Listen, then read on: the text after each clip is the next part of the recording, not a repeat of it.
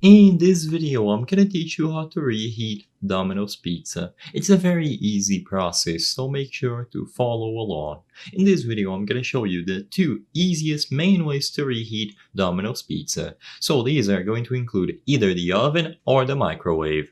So first, for the oven, which in my opinion is the recommended method because it gives you a crispy crust. First, preheat your oven to 375 Fahrenheit. Give it around 10 minutes to preheat properly. Now you can place the whole pizza or the pizza slices on a baking sheet or a pizza stone if you have one. The pizza stone will help distribute heat evenly for an even crispier crust. So, for the extra crispy crust, you can also drizzle a little olive oil on the crust itself. You can also use something like chili infused olive oil if you want a spicy kick or any other thing that you want to drizzle all over the pizza. Regardless, just make sure that you have your oven preheated to 375 Fahrenheit. You place the slices over a baking sheet or a pizza stone if you have one, and then consider drizzling a little bit of olive oil or chili infused oil. Afterwards, bake the pizza for 8 to 10 minutes.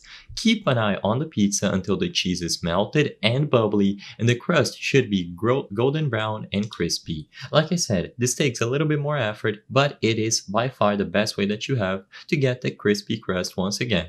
The other option that you have, which is faster and a lot less effort but might result in a soggy crust, is the microwave. So place the pizza slices on a plate and then make sure that they are spread out in a single layer for even heating, so don't stack them on top of each other.